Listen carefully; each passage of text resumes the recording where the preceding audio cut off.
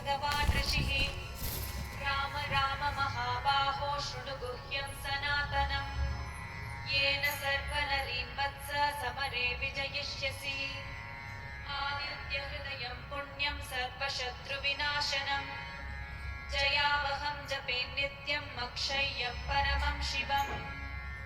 सर्वमङ्गलमाङ्गल्यं सर्वपापप्रणाशनम्। चिन्ताशोकप्रशमनम् आयुर्वर्धनमुत्तमम्। रश्मिमन्तं समुद्यन्तं देवासुरनमस्कृतम्। पूजयस्व विवस्वन्तं भास्करं भुवनेश्वरम्। सर्वदेवात्मको ह्येषे तेजस्वी रश्मिभावनः। एष देवासुरगणान् लोकान् पाति गभस्तिभिः। एष ब्रह्मा च विष्णुश्च शिवः स्कन्दः प्रजापतिः। महेन्द्रो धनदः कालो यमः सोमो ह्यपाम्पतिः। पितरो वसवः साध्या ह्यश्विनौ मरुतो मनुः। वायुर्वह्निः प्रजाप्राणः ऋतुकर्ता प्रभाकरः। आदित्यः सविता सूर्यः खगः पूषा गभस्तिमान्। सुवर्णसदृशो भानुः हिरण्यरेतादिवाकरः। हरिदश्वः सहस्रार्चिः सप्त सप्तिर्मरीचिमान्। तिमिरोन्मथनः शम्भुः त्वष्टा मार्ताण्डकोऽंशुमान्। हिरण्यगर्भः शिशिरः तपनो भास्करो रविः।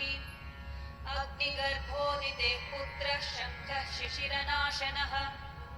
व्योमनाथस्तमो भेदी रुद्यजुः सामपारगः। घनावृष्टिरपां मित्रो विन्ध्यावीथीप्लवङ्गमः। आतपी मण्डली मृत्युः पिङ्गलः सर्वतापनः। कविर्विश्वो महातेजा रक्तः सर्वभवोद्भवः। नक्षत्रग्रहताराणामधिपो विश्वभावनः। तेजसामपि तेजस्वी द्वादशात्मन्नमोऽस्तु ते। नमः पूर्वाय गिरये पश्चिमायाद्रये नमः।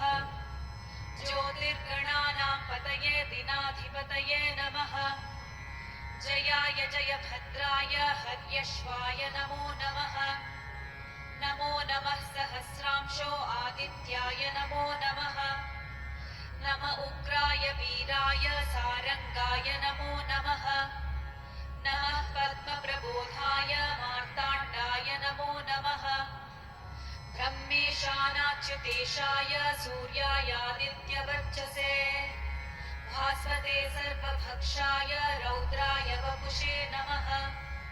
तमोघ्नाय हिमघ्नाय शत्रुघ्नाय मितात्मने।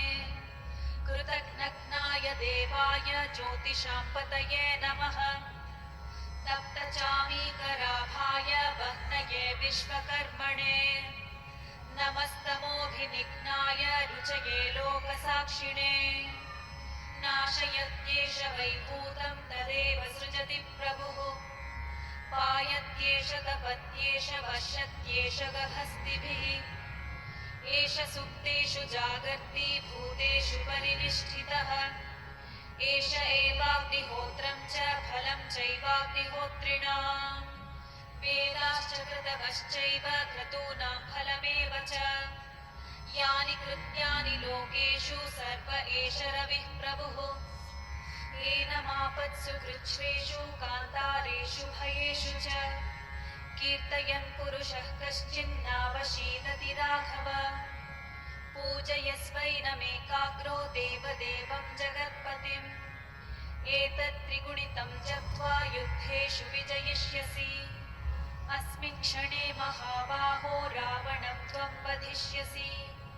एवमुक्त्वा तदागस्त्यो जगाम च यथागतम्। एतच्छ्रुत्वा महातेजाः नष्टशोको भवत्तदा।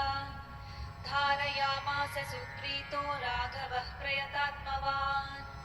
आदित्यं प्रेक्ष्य जप्त्वा तु परं हर्षमवाप्तवान्। त्रिराचम्य शुचिर्भूत्वा धनुरादाय वीर्यवान्। रावणं प्रेक्ष्य हृष्टात्मा युद्धाय समुपागमत्। सर्वयत्नेन महता वधे तस्य धृतोऽभवत्। अधरविरवदन् निरीक्ष्य रामं मुदितमनः परमं प्रहृष्यमाणः।